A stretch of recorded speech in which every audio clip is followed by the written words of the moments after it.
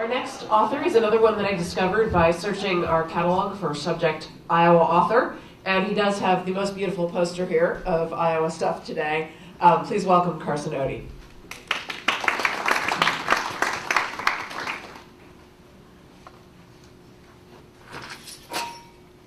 Thank you. I love Iowa. I love the Mississippi River on our eastern border with its craggy bluffland terrain.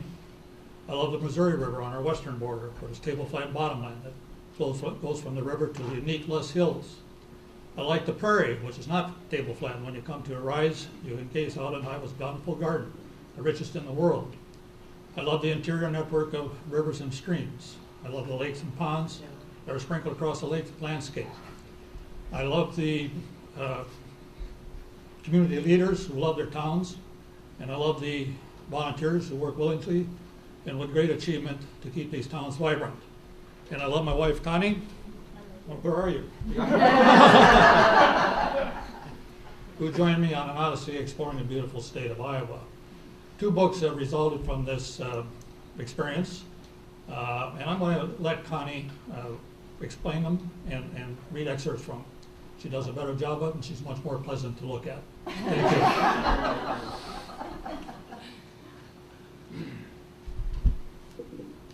About 6 years ago, Carson expressed that he had had a dream for about the past 20 or 30 years. Well, that kind of scared me. You never know when, maybe it was a midlife crisis or something.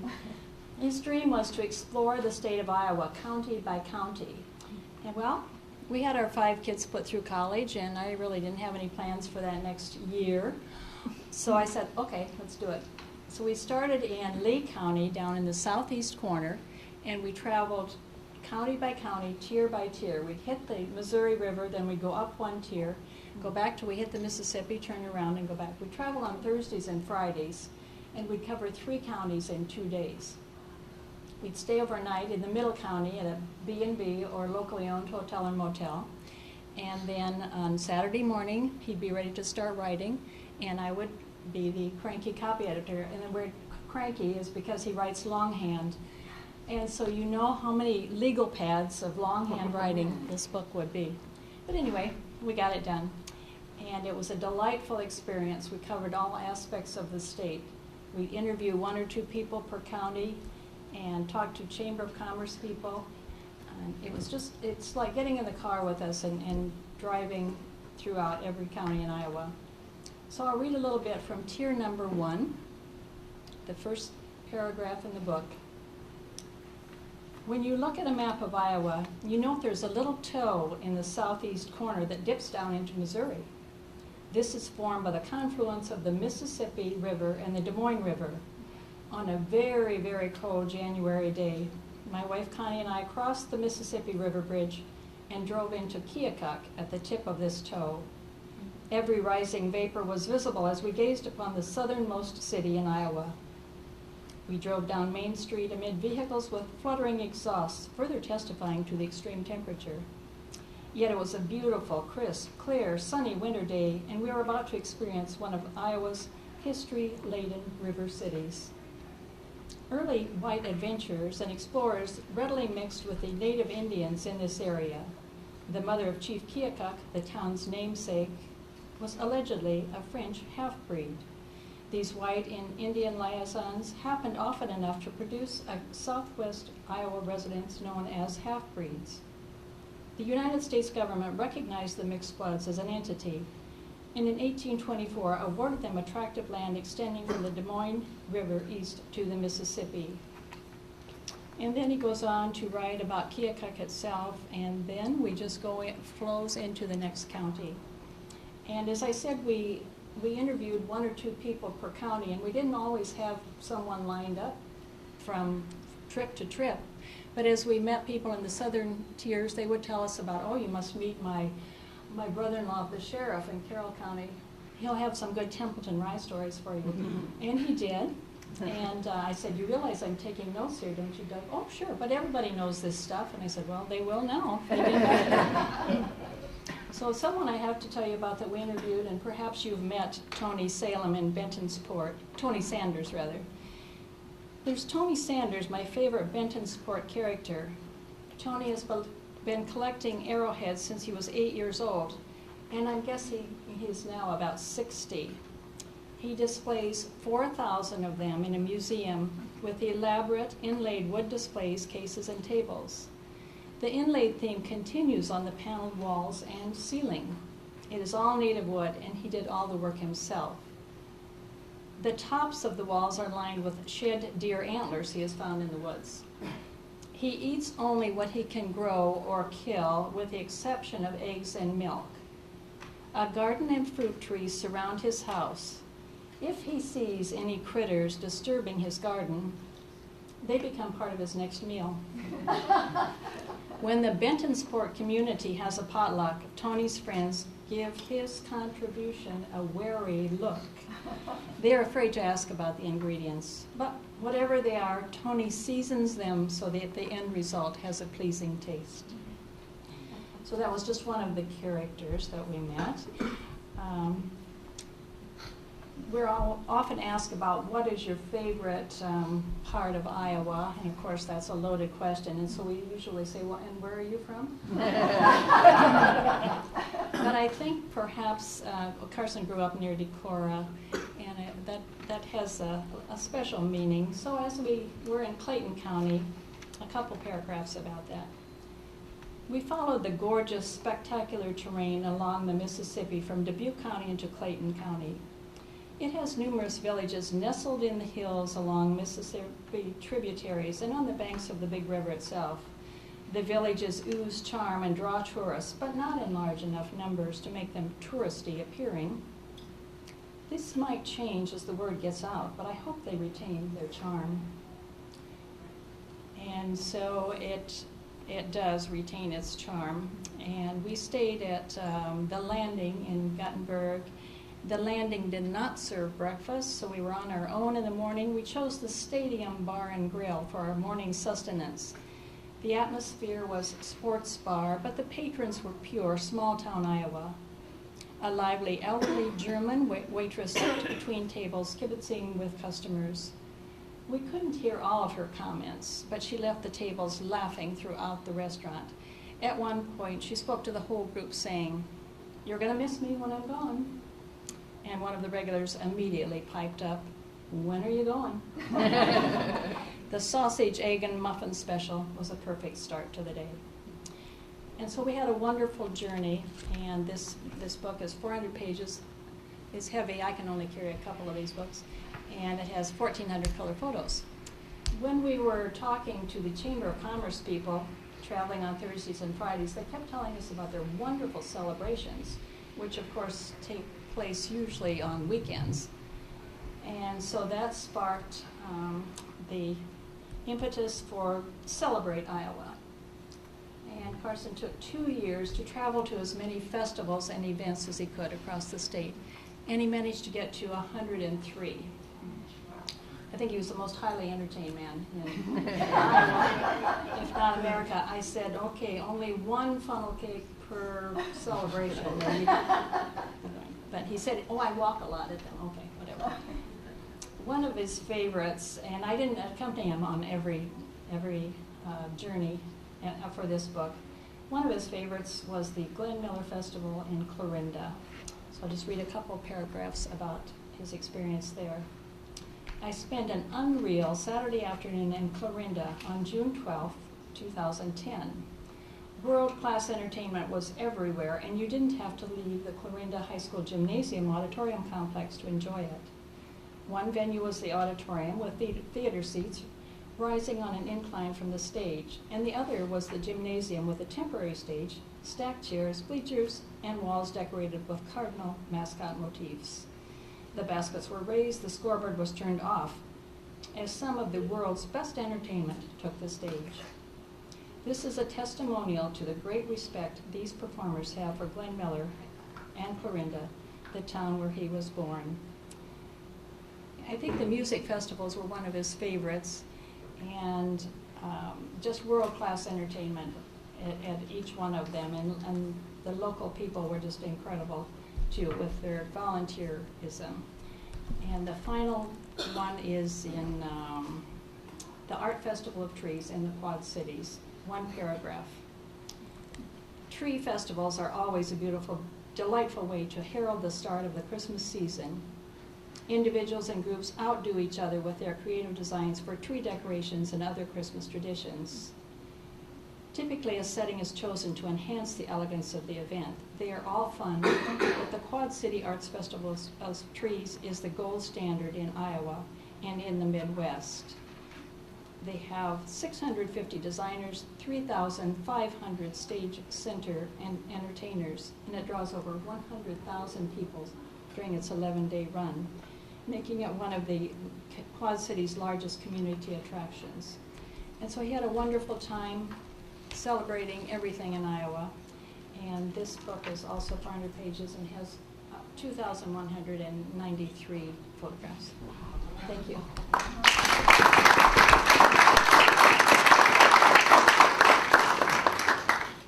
As some of you know, I have a 2-year-old, and he likes to count 1 through 10, and then after that, the next number is 40. And if you know that about him, you might know that I am about as good at counting as he is. So we are actually now here for our final reader today. And interestingly, she and our first reader both have in common that I knew them in high school. Our last reader is Heather Weber, my old classmate. Please welcome her.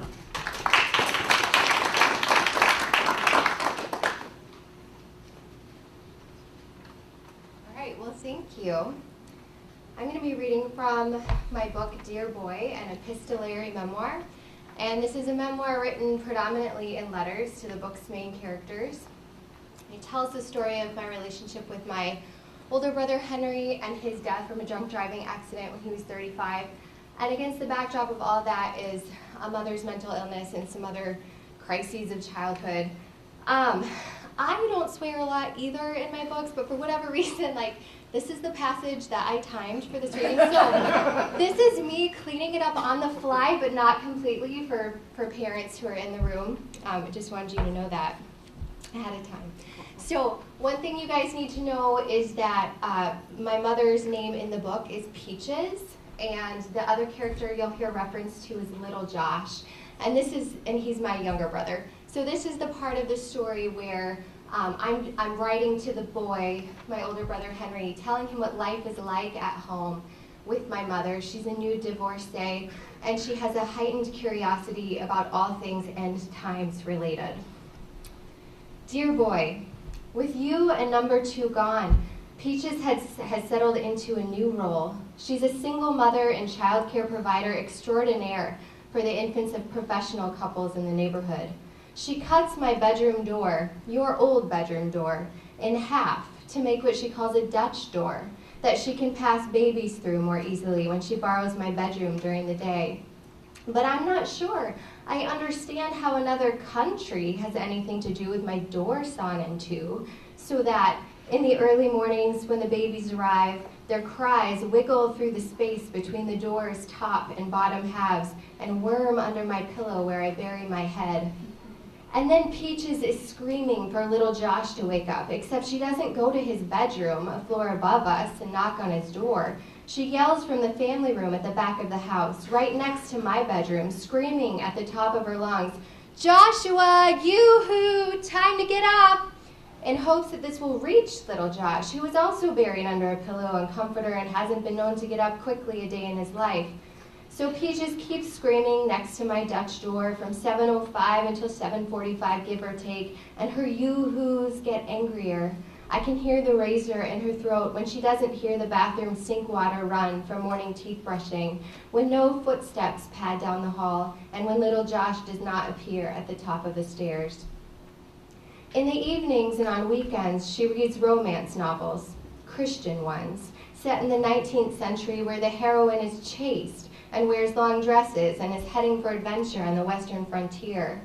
While she reads, she eats chocolate cherry royale ice cream, sometimes 2 bowls in one evening, which I notice coincides with her stomach swelling and her buttoning her sweater above the bulge like it's a baby under there when it's not. In some evenings and weekends, she's too angry or quiet or sad to read, or the library's out of Christian romance. Those days, she stays in her bedroom with the door closed, and I want her to stay there forever, because if she comes out, it's lightning bolts and thunder, and she says nobody loves her, and she doesn't have any family around, and little Josh and I don't care about her because we don't help enough around the house. We didn't take our shoes off when we got the carpet dirty, and we didn't empty the dishwasher without her asking, which means we hate her, and we want her to die. And then she stands in front of the kitchen stove and says she wants to die. What's life worth living for anyway? And I think, me? It's worth living for me? But I say nothing and watch as she grabs her throat with her hands as if to strangle herself and makes gagging noises, and her knees begin to buckle as she leans back against the counter and, just as promptly as she starts, stops. Do I only think of the drawer behind her, the one full of sharp chopping knives, how close she is to turning and brandishing one of those? Or does she really pull it out, letting the knife glint in the light for me to see? My own special viewing, because Peaches lets no one see her this way, except me and little Josh and the neighbor girl down the street, who sometimes is caught in the crossfire, like when we're driving to church and Peaches decides I'm a no-good, ungrateful bitch and she's gonna leave me on a highway overpass or on a country road and I can effing walk home. I'm so ungrateful. But she's a good Christian mom. So after I cry or run to my room, and after she doesn't speak for hours or days, she might come softly apologizing. It's just that she never wanted to be a mother, she explains. Just that she certainly never wanted a daughter. In fact, she may have prayed it not be so. But I don't know if that's because she thinks she doesn't know how to be a mother, or if she thinks no girl could know how to belong to her properly. She asks my forgiveness in a stiff little voice, and I complete the transaction I've reviewed in Sunday school every week since kindergarten. When someone says they're sorry, you say you forgive them, boy, don't you know? And then you move on. But I can never move on because I'm building walls around the center place inside me where I have trouble feeling whether I love Peaches now too. It's not that I've ever felt without a mother. Maybe just too much in possession of one. Dear boy, some days, though, Peaches is just the right amount of mother, and she dances in the house to Motown, Marvin Gaye dancing in the streets, except she twirls in the kitchen, rubber-gloved and sweat-suited in our Midwestern neighborhood of railroad property and rolling hills. Just rolling green hills, she always says to describe Iowa, undulating the air with her wrist and forearm. We are so far from Marvin and Tammy's Motown performances, but she conjures their presence right here in our house, and my heart pinches with the bittersweet duet punched with static from her stereo speakers. If I could build my whole world around you is a hopeless daydream. I know Tammy will never put heaven by Marvin's side. Pretty flowers will not grow wherever she walks, and over her head will be the grayest skies, but I can imagine the bloom, almost taste their fictitious love, as I join in with Peaches, mimicking her knee bends in two steps, not sure whether Marvin and Tammy would recognize this as an official form of dance, but who cares? We crunch over leaves fallen from the ficus tree Peaches keeps standing by the wide glass door, and sometimes little Josh and the neighbor girl from down the street join in, hearing it through the grapevine, getting it on, staying together, dancing with spatulas and broom handles as the northern light seeps down upon us. Boy, you know how Peaches' religion started with the Catholic nuns of her childhood and then turned charismatic. Well, did you know that she taught me to speak in tongues and she cast demons out of her broken stereo? On one Halloween after you left, she made me and little Josh sit in the basement for hours with the lights off, while the doorbell clanged incessantly into that darkness. Peaches spoke in her otherworldly language. As time marches on from here, she'll become more susceptible to scares and rumors. For instance, someday, when I move out of the house, an organization called the Prophecy Club will convince her to sell her possessions and prepare to leave the country in advance of Y2K. She'll believe Russian militia to be hiding in World War II Japanese internment camps, waiting for the computers to go batty. And when the computers fail, the Russians will take to the streets. That's why she'll have her bags packed for Belize, where a small colony of Christians can safely live and farm the land. After that, she'll speak only of hanging on till Jesus comes, how there's nothing left to live for. She'll let herself age without too much fight, let the wrinkles and smile lines cut deep into her cheeks, and stop wearing makeup, although she keeps her thick hair flowing down to her shoulders. The arrival of red skin and rosacea will converge with her talk of impending tribulation. Someday she'll warn you of the hellfire punishment for living with your fiancée, Jenny. And once you marry, she'll scare your newly pregnant wife with warnings of, it won't be long now. For now, and in spite of her, I've decided to love Jesus. He sure helped me through Peach's faked suicide attempts and her ended before it began romance with the Greek church elder who lives with his ex-wife. Every Sunday, Peaches swooned in the mirror before church, dabbing lily scent on her neck and wrists and applying an extra layer of lipstick. I cried and prayed hard when she said Alexandrus would be my wavy-haired, lilting-voiced new father. Jesus must have heard me and intervened, because it turned out some other church ladies thought Alexandrus was going to marry them too, which lit a fire under Peaches, yet amounted to nothing. But Jesus, boy, he clings to me like fresh rain on rose petal, soft and quiet and sweet. I know you know what I'm talking about because I saw him on you too. I saw how even the Jesus-y punk lyrics we mouthed to your blaring stereo shaped a solid core in us. His love, it saved me. Although I can't see to know if you're safe now, boy, living in that other town with a motorcycle, some art supplies, the beginning of a graphic arts degree, and new friends. People I've never met who are beginning to love you like you're their own family. And why wouldn't they?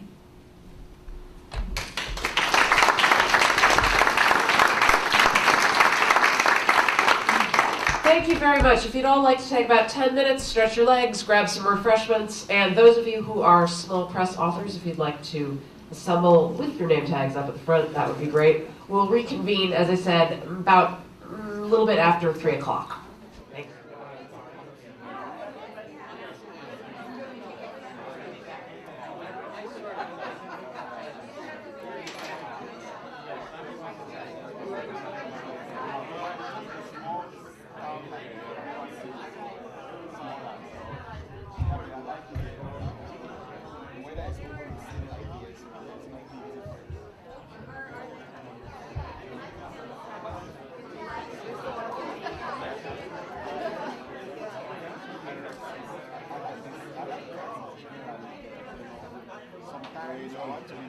All right. That was a great reading.